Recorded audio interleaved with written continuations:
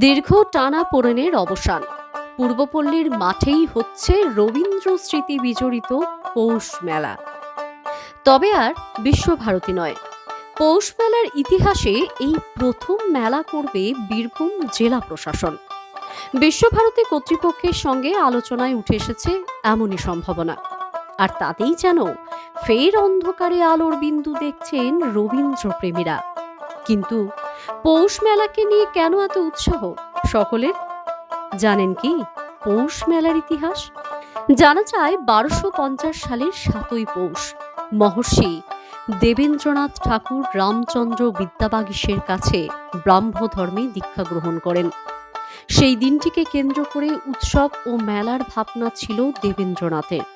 পরে 1302 বঙ্গাব্দের 7ই পৌষ অর্থাৎ 1895 খ্রিস্টাব্দের 23শে ডিসেম্বর প্রথম এই মেলার সূচনা করেন রবীন্দ্রনাথ। শান্তিনিকেতনের আশ্রম ডিডেই তার প্রমাণ মেলে। সেখানে ট্রাস্টিগণ ওই জমিতে মেলা বসানোর উদ্যোগ নেবেন বলে লেখা আছে। শুরুর দিকে এই মেলা ভুবনডাঙ্গার মেলা হিসাবে পরিচিত ছিল। মেলার বাণিজ্য ও সাংস্কৃতিক অনুষ্ঠানের প্রধান আসর বসে বিশ্বভারতীর কেন্দ্রীয় কার্যালয়ের পাশের মাঠে।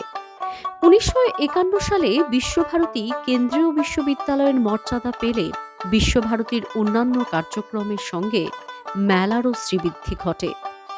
1961 সালে মেলা উঠে আসে পূর্বপল্লীর মাঠে। এখন অবশ্য তাতেও স্থান সংকুলান হয় না।